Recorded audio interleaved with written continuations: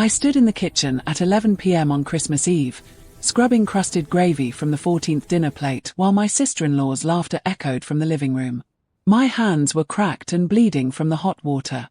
My back screamed from 8 hours of cooking for 23 people. And through the doorway, I could see Mike, my husband, pouring his mother another glass of wine, not once looking toward the kitchen where I'd been trapped since 3 a.m. preparing a feast I wouldn't even get to enjoy. But that's not the worst part. The worst part was the envelope sitting in my purse upstairs. The one from my father's lawyer with the firm name Davidson and Associates embossed in gold lettering. The one I'd received that morning but hadn't had a single moment to open because the moment we'd arrived at the Bianchi family estate, Mike's mother had handed me an apron and a list of 17 dishes she expected me to prepare. I didn't know it yet, but that envelope contained something that would change everything. Something worth exactly $500 million. But to understand how I got here, to this moment of standing in someone else's kitchen like hired help while my marriage crumbled around me, I need to go back to the beginning. To 3 years ago, when I met Mike Bianchi at a charity fundraiser in Manhattan and thought I'd found my fairy tale. I was Amy March then. Just Amy March. The daughter of a man I barely knew, working as a mid-level accountant at a firm in Midtown, living in a studio apartment in Queens that cost $2,100 a month and had a radiator that only worked on Tuesdays. I wore the same 3 work outfits on rotation. I hadn't been on a vacation in 4 years. My father and I spoke maybe twice a year, awkward, stilted phone calls where he asked about work and I asked about his health and we both pretended we had a normal relationship. Mike seemed like a dream. Tall, with dark wavy hair and a smile that made me forget I was wearing a borrowed dress to that fundraiser. He worked in finance. Drove an Audi. Took me to restaurants where the menus didn't have prices. He was attentive those first 3 months. Flowers every Friday. Texts asking about my day. Weekend getaways to the Hamptons where he'd hold my hand on the beach and tell me I was different from other women he'd dated. "You're real," he'd said, tucking my hair behind my ear as we watched the sunset from a villa that cost more per night than I made in a week. "You don't care about money or status. You just care about people." I'd smiled and thought, finally someone sees me. What I didn't realize was that he was cataloging my weaknesses. We got engaged after 6 months. His family seemed thrilled. His mother, Patricia Bianchi, had hugged me and called me daughter and told me how happy she was that Mike had found someone down to earth.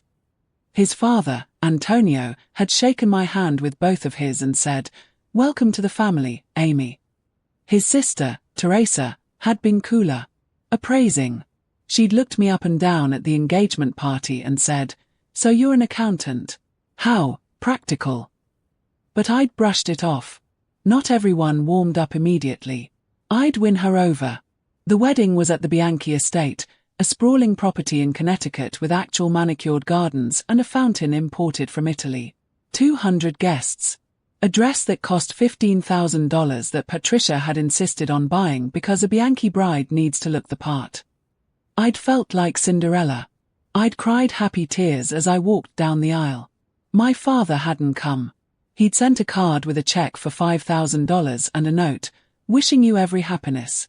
Richard March." I'd tried not to let it hurt. We'd never been close. He'd left when I was 7, remarried, built a new life. I was the remnant of his first failure. The daughter he sent Christmas cards to and occasionally remembered to call. I'd learned not to expect more. So I'd thrown myself into being a Bianchi instead. The first year of marriage was good. Not perfect. Mike worked long hours, and I quickly realized that his attention came in bursts followed by long periods of distraction, but good. We lived in a beautiful condo in Tribeca that his parents had helped with the down payment on. I'd quit my accounting job because Mike said it didn't make sense for a Bianchi wife to work at some corporate drone position when we didn't need the money. "Focus on making our home beautiful," he'd said. "On being ready for when we start a family." So I had. I'd learned to cook elaborate meals.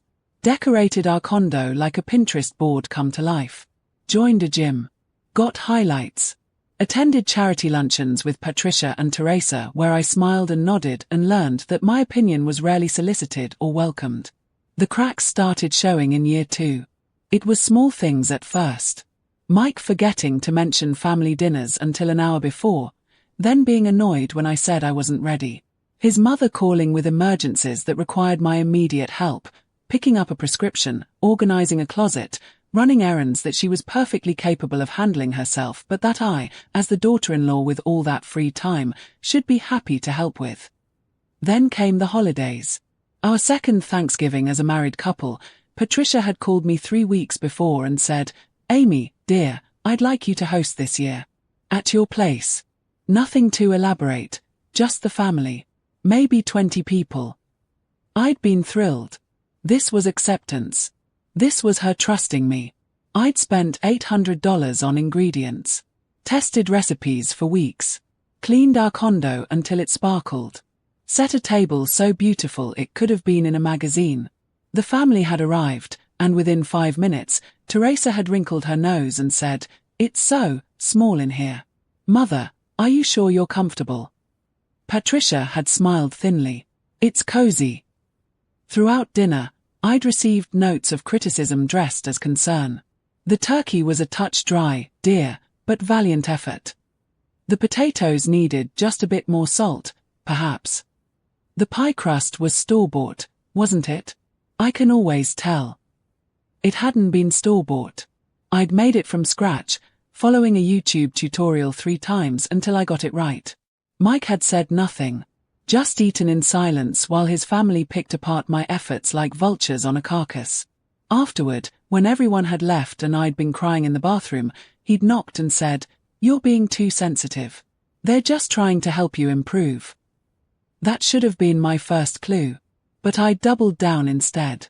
Worked harder. Tried to be better. Because that's what you do when you've spent your whole life feeling like you're not quite enough, right? You keep trying to earn the love you think you deserve. By our third Christmas, the one where this story really begins, I'd become something I didn't recognize. I jumped when my phone rang in case it was Patricia with another favor. I spent hours meal planning and cooking even for casual dinners because I was terrified of serving something subpar. I'd stopped calling my old friends because I never had time and didn't know what to say when they asked if I was happy.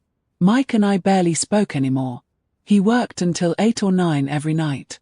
Came home, ate whatever I'd prepared, watched TV, went to bed. We hadn't had sex in 4 months. When I'd tried to bring it up, he'd sighed and said, "I'm exhausted, Amy. My job is demanding. I need a wife who understands that." So I'd stopped asking. Then, 3 days before Christmas, I'd received the call. I'd been at the grocery store, comparing prices on butter because Patricia needed £12 for her Christmas cookies and had asked me to pick it up, when my phone had rung from a number I didn't recognize. "Is this Amy March?" a crisp female voice had asked. "Amy Bianchi," I'd corrected automatically. "Our records show Amy March. This is Jennifer Davidson from Davidson and Associates. I'm calling regarding your father, Richard March." My stomach had dropped. "Is he okay?" "I'm very sorry to inform you that your father passed away 6 days ago. We've been trying to reach you. You're listed as his next of kin." The butter had slipped from my hands. I'd stood there in the baking aisle of Whole Foods, staring at a pound of Kerrygold on the floor, while a stranger told me my father was dead. Heart attack. Quick. He hadn't suffered.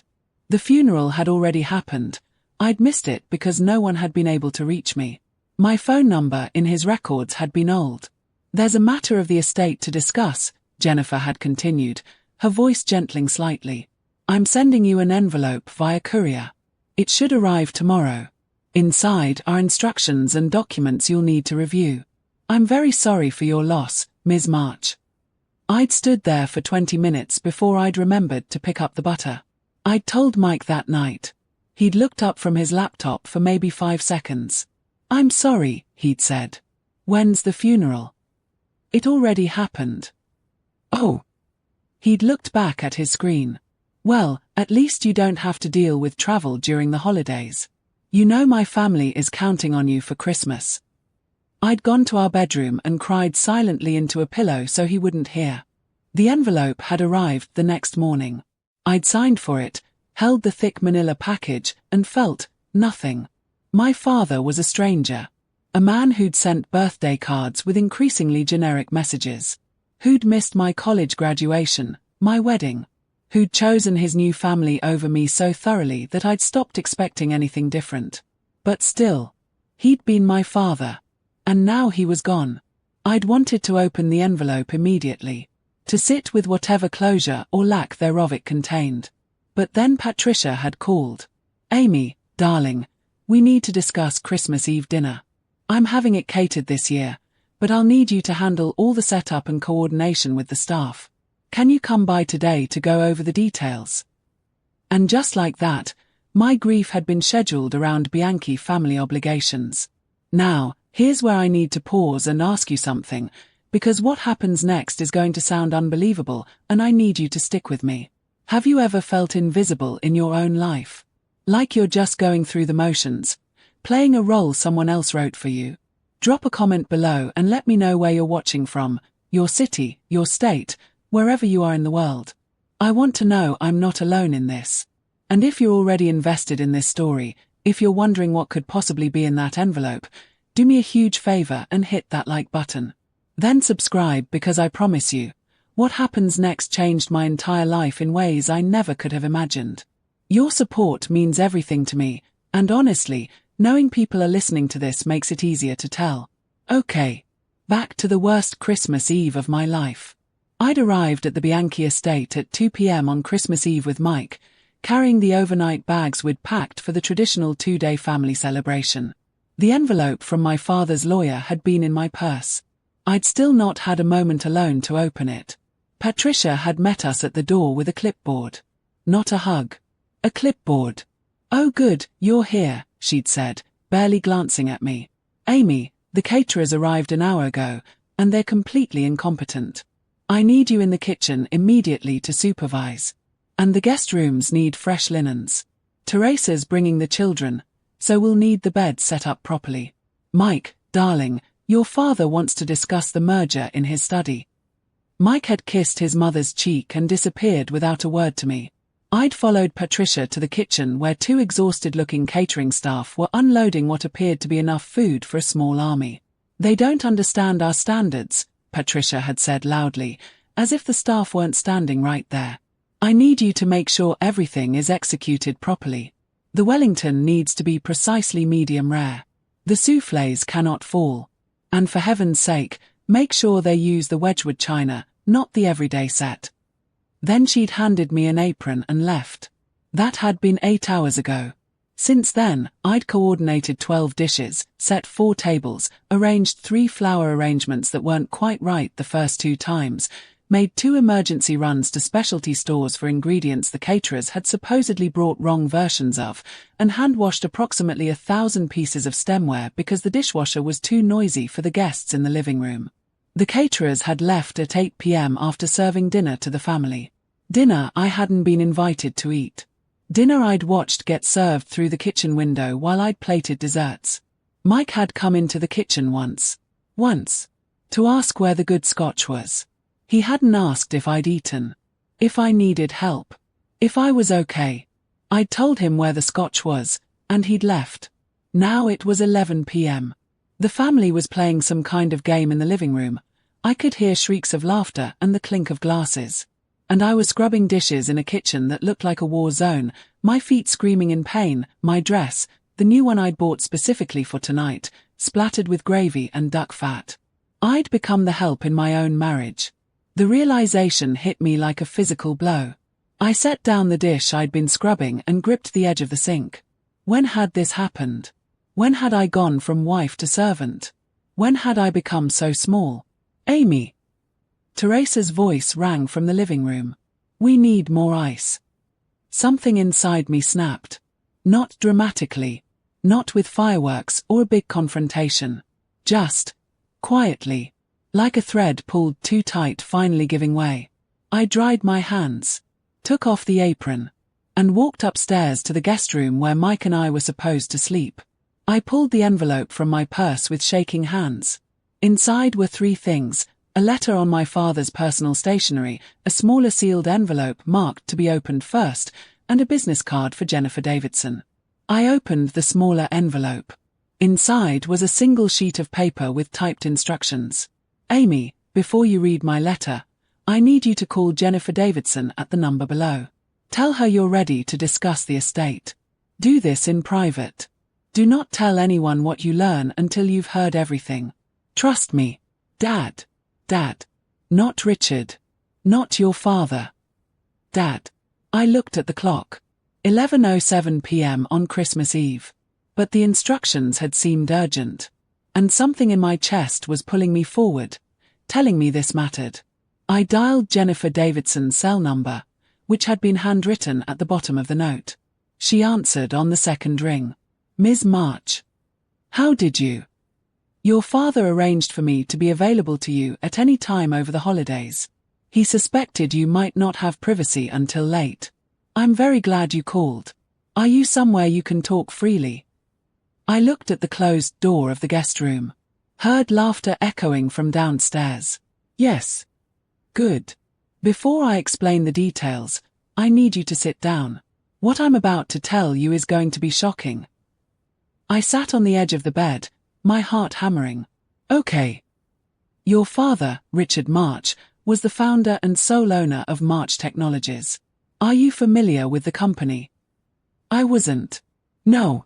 It's a software development company that's been extraordinarily successful over the past 15 years, particularly in artificial intelligence and data security.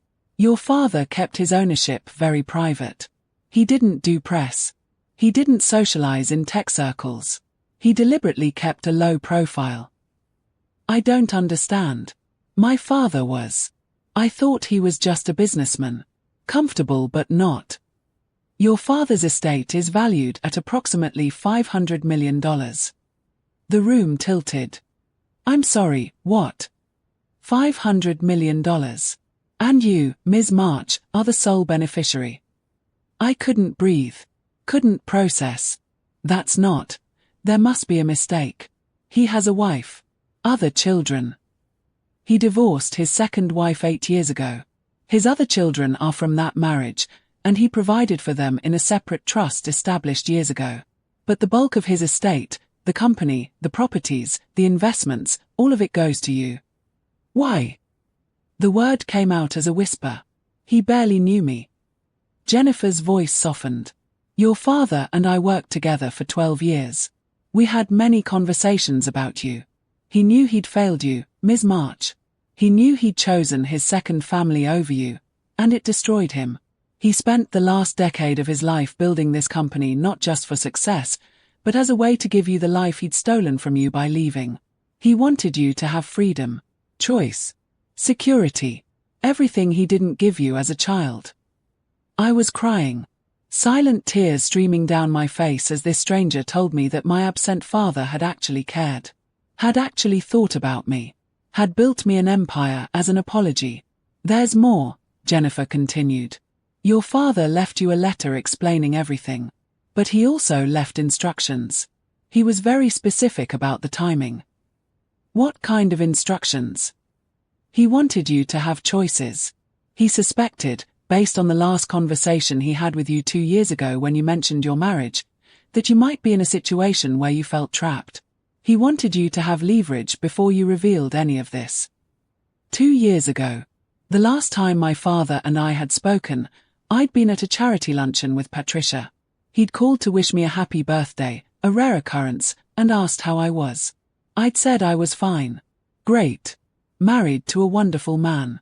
But I'd also mentioned, in passing, that I'd been thinking about going back to work and Mike had discouraged it. My father had been quiet for a long moment. Then he'd said, Amy, I haven't been the father you deserved. But I want you to know that you're stronger than you think. Don't let anyone convince you otherwise. I'd brushed it off, changed the subject, hung up thinking it was just guilt talking. But he'd heard something I hadn't said. And he'd started planning. What kind of leverage? I asked Jennifer. Your father wanted you to wait until after the holidays to make any announcements. To observe your life, your marriage, your circumstances with this new knowledge. To see things clearly. And then to make choices from a position of power rather than desperation. He wanted you to have the option to leave if you wanted to, or to stay on your own terms if you preferred. But the choice needed to be yours, made freely. So I'm supposed to just pretend I don't know. Go back downstairs and keep washing dishes like nothing's changed. You're supposed to recognize that everything has changed. You're one of the wealthiest women in New York, Ms. March. You're not trapped. You're not powerless. And whatever you decide to do next is entirely up to you. I'll be available at any time to discuss the legal details, the transition of assets, all of it. But for now, your father wanted you to simply know the truth. You're free. We talked for 20 more minutes. She explained the specifics, the company, the properties. Apparently I owned a penthouse in Manhattan, a house in the Hamptons, and a villa in Italy, the investment portfolio. She explained that my father had died believing I was unhappy but hoping I'd find my way to something better. She told me he'd watched from a distance as I'd gotten married, and that he'd cried when he'd seen the wedding photos. He said you looked beautiful, Jennifer told me, but also sad. Like you were trying very hard to be happy. When we finally hung up, I sat on the bed for a long time, holding my father's letter. I opened it with shaking hands. The handwriting was messy, unpracticed, like he'd written and rewritten it a dozen times. Dear Amy, if you're reading this, I'm gone, and I never got the chance to say these things to your face. I'm a coward for that. I've been a coward your whole life. I left when you were 7, and I've spent every day since trying to justify it. Your mother and I were wrong for each other. The divorce was necessary. But leaving you, choosing my new family over you, that's the greatest regret of my life. I told myself you were better off without me. That a clean break was kinder. That my financial support was enough. But I know the truth now. I abandoned you. And you grew up believing you weren't worth staying for. I can't fix that. I can't give you back the father you deserved. But I can give you choices. Freedom. A foundation so secure that you never have to compromise yourself for security again. I built March Technologies for you. Every late night, every difficult decision, every success, it was all for you. To give you what I couldn't, the power to live life on your own terms. You're stronger than you know, Amy. You always have been. Don't let anyone dim that. Not a husband, not a family, not your own fear. You deserve to take up space in this world. To be celebrated, not diminished. Be brave, sweetheart. Be selfish. Be free. I'm so proud of you. I'm so sorry I never told you. Love. Dad. I read it 3 times. Cried through all of them. Then I heard footsteps on the stairs. Mike's voice calling, Amy? Where are you? My mother wants coffee and dessert set out. I looked at the letter. At the life-changing information I now carried. And I made a decision. I was going to give it one more day. I was going to observe Christmas with the Bianchi family with new eyes. With the knowledge that I could walk away any time I wanted. And I was going to see if anything, if anyone, was worth staying for. I carefully tucked the letter back into the envelope, put it in my suitcase, and went back downstairs. But everything had changed. I was no longer Amy Bianchi, the invisible daughter-in-law desperately trying to earn acceptance. I was Amy March. And I was worth $500 million. Christmas morning arrived at the Bianchi estate with the subtlety of a marching band. At 6 a.m., I heard children's voices shrieking down the hallway. Teresa's twins, apparently, who'd arrived late the night before after I'd finally finished cleaning the kitchen and collapsed into bed at 1 a.m. Mike had been asleep, or pretending to be, when I'd crawled under the covers. He hadn't stirred. Now, lying in the guest bed with sunlight streaming through curtains that cost more than my first car, I felt different. Lighter. Like I'd been carrying a weight I hadn't even known was there, and someone had suddenly removed it. I reached for my phone. 6:47 a.m. A text from Jennifer Davidson, sent at 11 p.m. the night before. Merry Christmas, Ms. March. Remember, you hold all the cards now. Enjoy watching them play.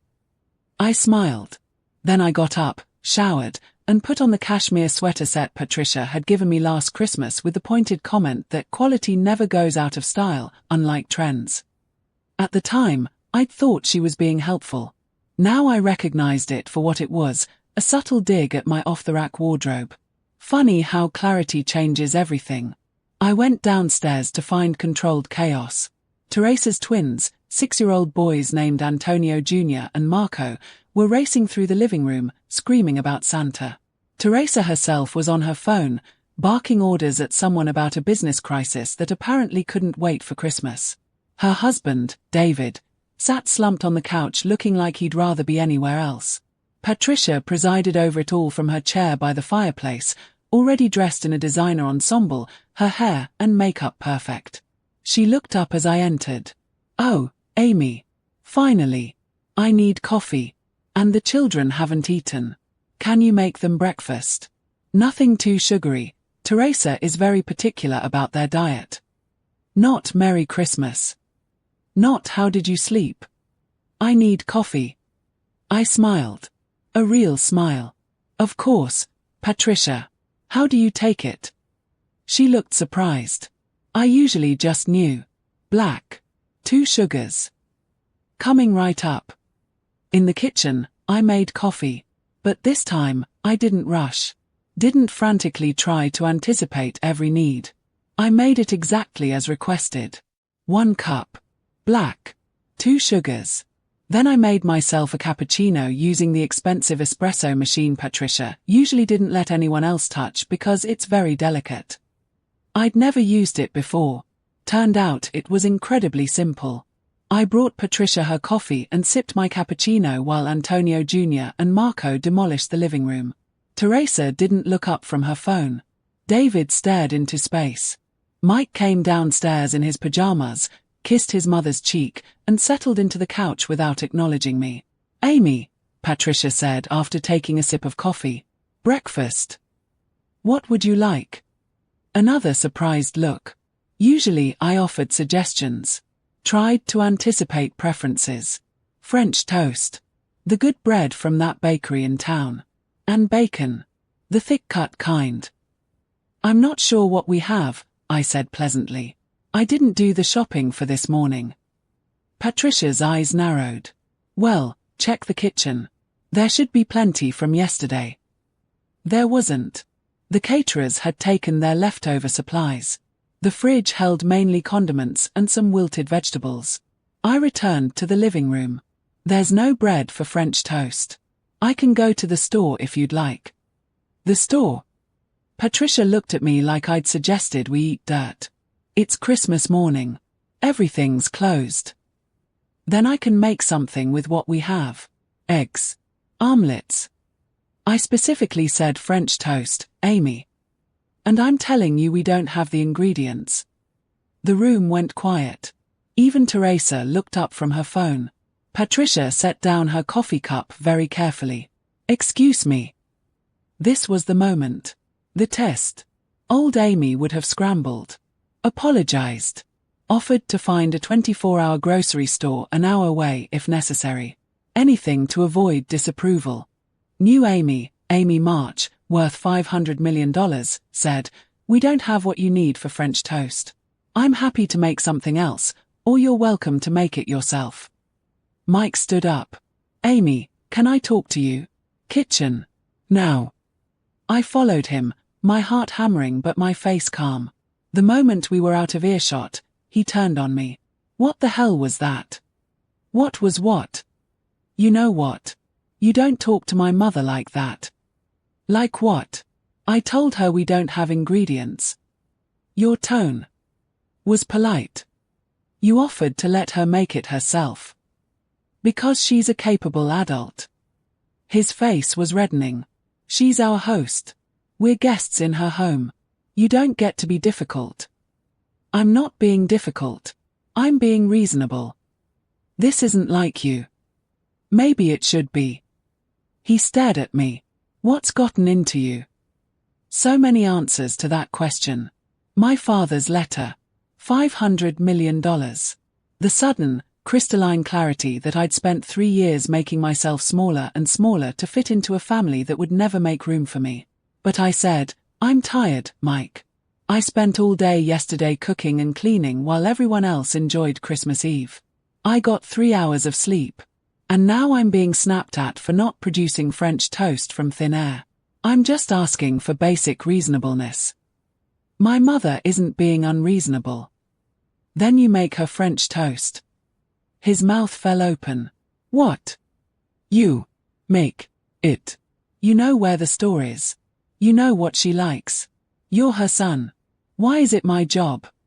Because he stopped. I'm what? You're the woman. You're home all day. This is what you do. There it was. Finally said out loud. What I do, I repeated softly. Not who I am. What I do. Amy, don't twist my words. What do you do, Mike? What? For me. In this marriage. What do you actually do? I work.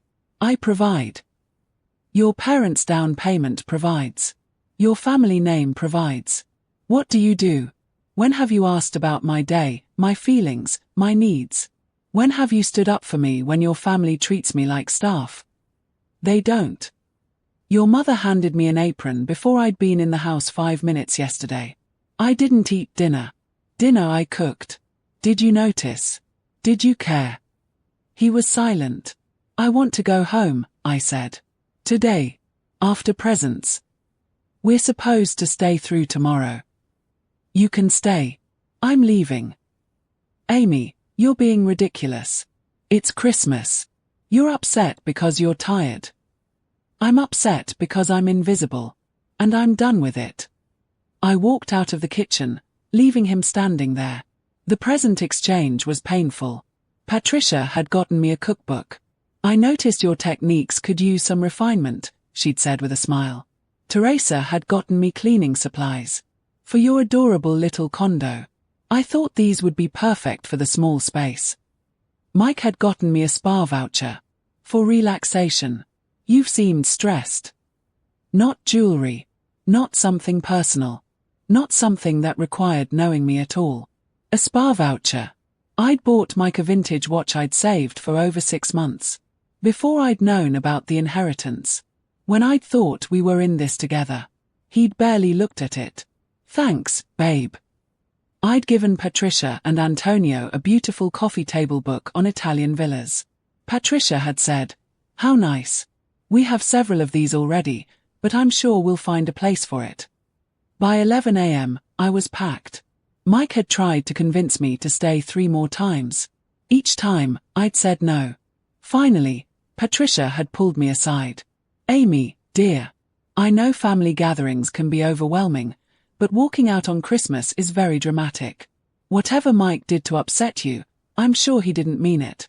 He works so hard. He needs a wife who understands the pressure he's under.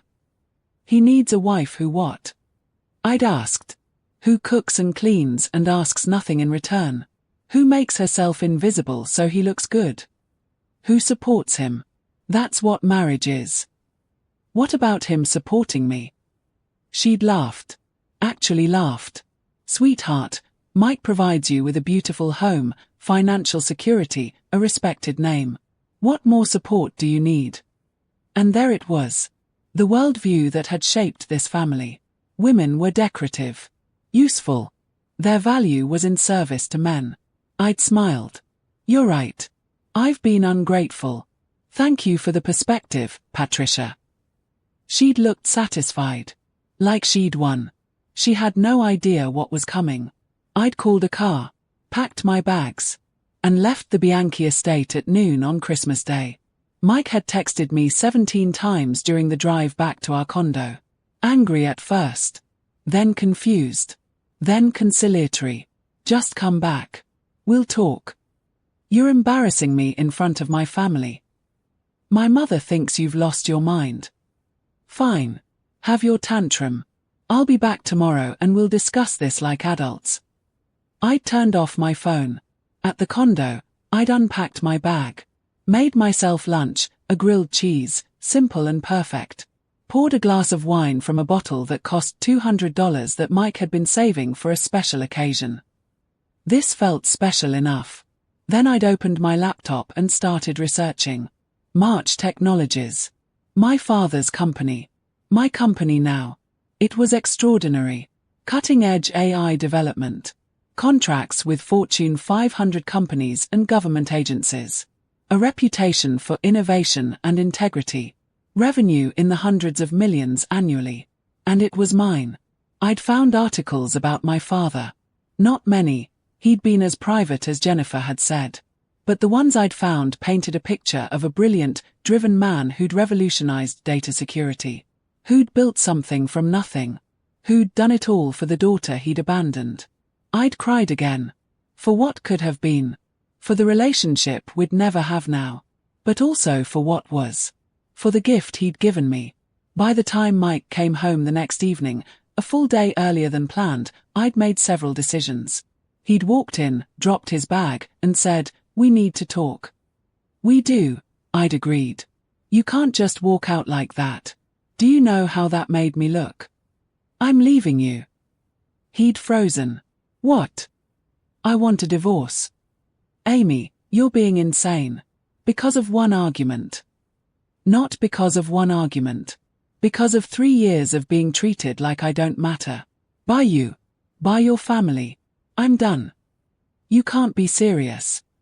"I've never been more serious." "Where will you go? What will you do? You don't even have a job." "I'll figure it out."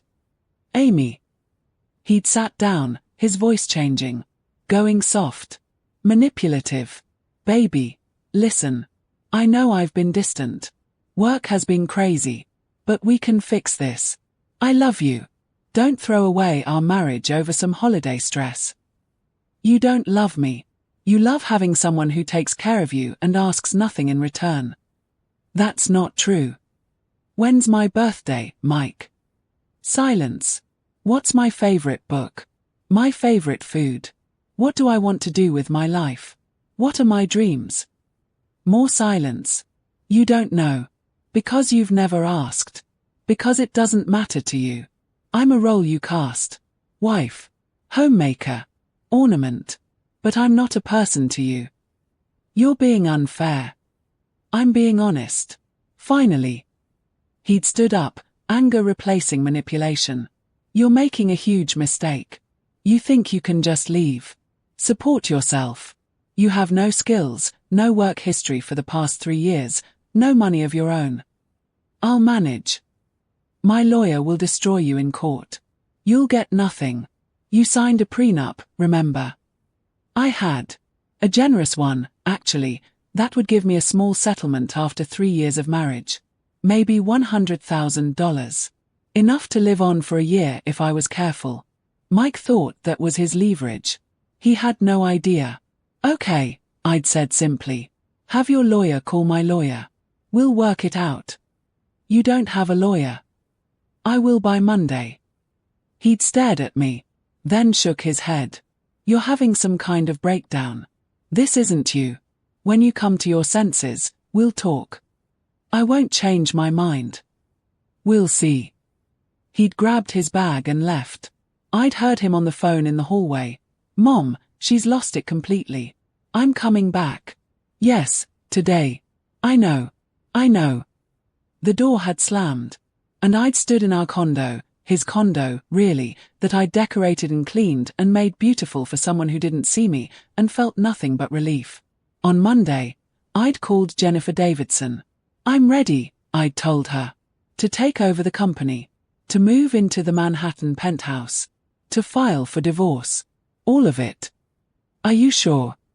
"I've never been more sure of anything." "Good. Let's get started." The next 2 weeks were a blur of lawyers, paperwork, and revelations.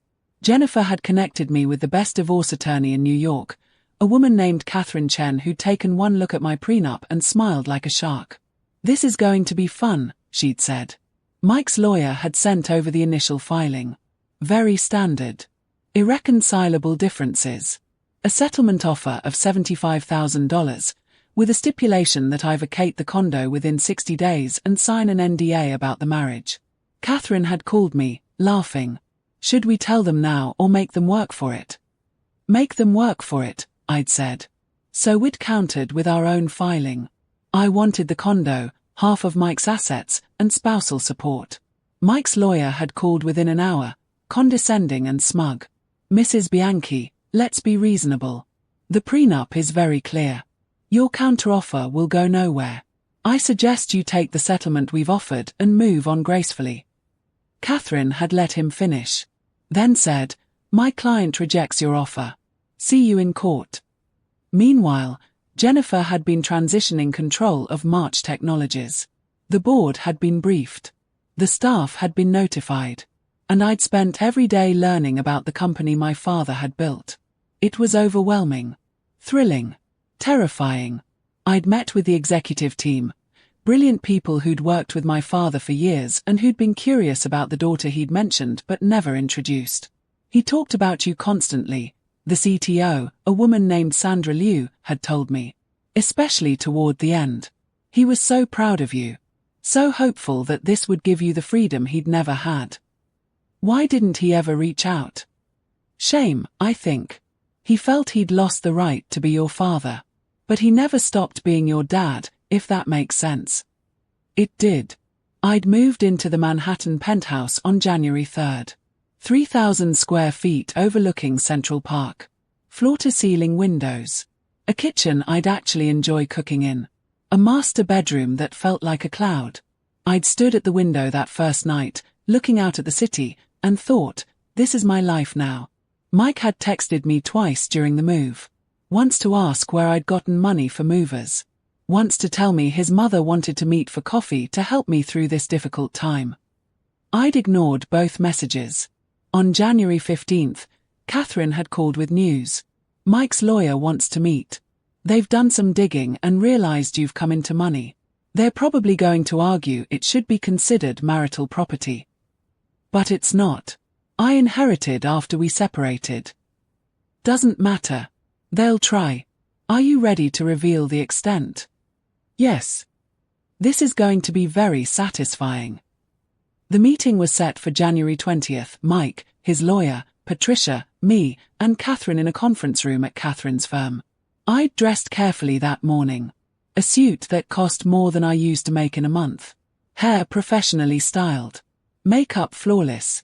I looked like money. Because I was money. Mike had stared when I'd walked in.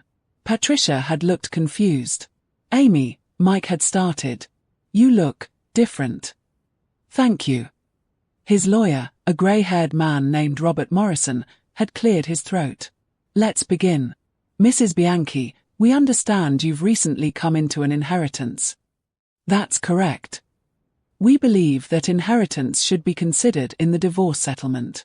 After all, you acquired it while still legally married. Catherine had smiled. The inheritance was from my client's father, who passed before the separation. She learned about it after leaving your client. It's not marital property. That's debatable. It's really not. But let's talk numbers, shall we? You've offered my client $75,000. We think that's insulting. Robert had smirked. Mrs. Bianchi has no grounds for more. The prenup is very clear. No children, married less than 5 years, she gets a small settlement and that's that. What if, Catherine had said, pulling out a folder, my client doesn't need your settlement? What if she's actually in a position to support herself quite comfortably? I doubt she inherited enough to.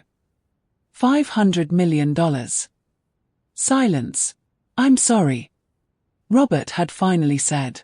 My client inherited March Technologies from her father, Richard March. The company is valued at approximately $500 million. She's the sole owner. Mike had gone white. That's not possible. It's very possible. I have documentation if you'd like to see it. Patricia had leaned forward. March Technologies. The AI company. The very same. That's. Amy, is this true? I'd met her eyes. Yes. You're worth $500 million. Approximately. Mike had stood up. This is insane. How did you? My father died right before Christmas. I learned about the inheritance on Christmas Eve, while I was washing your family's dishes. The color had drained from his face. He'd understood exactly what I meant. Robert had recovered first. Well, this changes things. Obviously, Mr. Bianchi will need to reconsider his position. Will he? Catherine had said. Because my client is no longer interested in his assets. We're withdrawing our counterclaim. My client will take nothing from Mr. Bianchi except her freedom.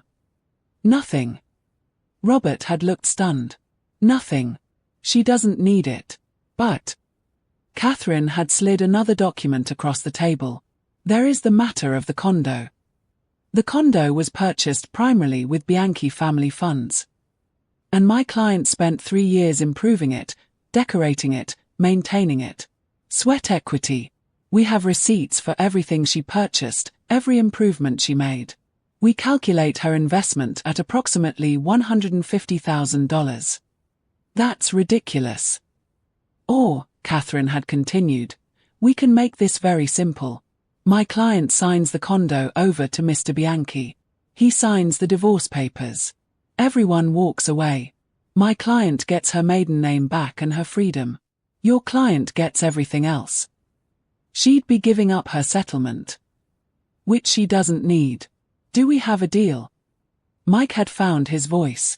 Amy, wait. Can we talk privately? No. You can't just. We're married. You're my wife. We can work this out. I stopped being your wife the day you chose your mother's coffee over my grief. When you didn't notice I was suffering. When you made me invisible. I love you. No, you don't. You love having someone to take care of you. That's not the same thing. Patricia had interrupted. Amy, dear, surely we can be reasonable. You've come into quite a fortune. The Bianchi family has treated you with nothing but. Like a servant, I'd finished. You treated me like a servant, Patricia. And I let you because I thought that was the price of belonging. But I don't need to belong to your family. I have my own name. My own legacy. Her mouth had thinned. You're making a mistake. The Bianchi name means nothing to me. I'd stood up. Looked at Catherine. Do we have a deal? Robert had looked at Mike. Mike had looked at his mother. Patricia had given a tiny nod. We have a deal, Robert had said. 2 weeks later, the papers were signed. The condo was Mike's. The marriage was over. And I was Amy March again. Free. That was 9 months ago. Now I'm sitting in the office my father built, running the company he created, living a life I never imagined. March Technologies just landed a government contract worth $200 million. I've hired 50 new employees. We're developing AI that could change healthcare, education, security. I bought the house in the Hamptons where Mike first told me I was different. I walk on that beach now and remember the woman who thought being real meant being small. I've reconnected with old friends. Made new ones. Started therapy to understand why I made myself invisible and how to never do it again. Last month, I donated $10 million to a foundation that helps women leave abusive relationships. Because even though Mike never hit me, the marriage was abusive. Emotionally. Psychologically. The kind of abuse that makes you question your worth until you have none left. I think about my father every day. About the gift he gave me. Not just the money, though that changed everything, but the permission. The letter that told me I was worth more than I'd been accepting. I wish I'd known him. Really known him. I wish I could thank him. But I'm trying to honor him instead. By being brave. By taking up space. By building something meaningful with what he left me. As for Mike and the Bianchis, I heard Mike's still living in the condo. Still working in finance. Dating someone new, a young associate at his firm. I hope he treats her better than he treated me, but I doubt it. People don't change unless they have to.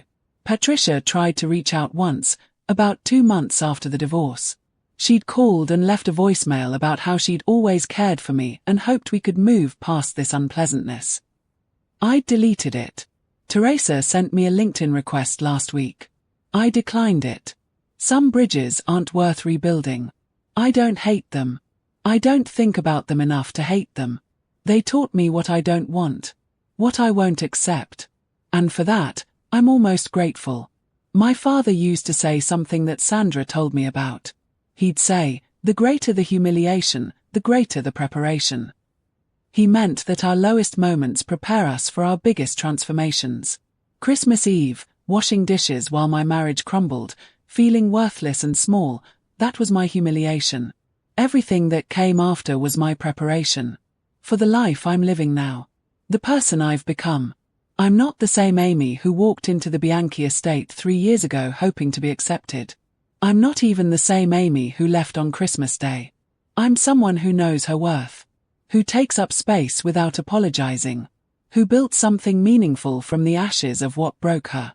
And it started with an envelope I almost didn't have time to open. With a father who loved me from a distance and gave me wings.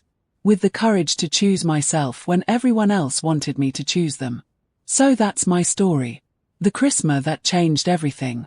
The inheritance that wasn't just money but freedom. The moment I realized that being real doesn't mean being small, it means being entirely, unapologetically yourself. Now I want to hear from you. Have you ever stayed in a situation, a relationship, a job, a family dynamic, longer than you should have because you were afraid of what leaving would mean? Have you ever discovered strength you didn't know you had? Drop a comment below with where you're watching from, your city, your state, wherever you are in the world. I want to know I'm not alone in this. That my story resonated with someone else who's been made to feel invisible. If this story meant something to you, if it reminded you of your own worth or gave you the courage to choose yourself, please hit that like button. It helps more people find this story. More people who need to hear that it's never too late to reclaim your power. And subscribe to this channel for more stories of transformation, of people who refused to stay broken, of moments that changed everything. Because here's what I learned. Your worth isn't determined by how others treat you. It's determined by how you treat yourself after they're done. Thank you for listening. Thank you for being here. And remember, you're worth so much more than you've been accepting. See you in the next story.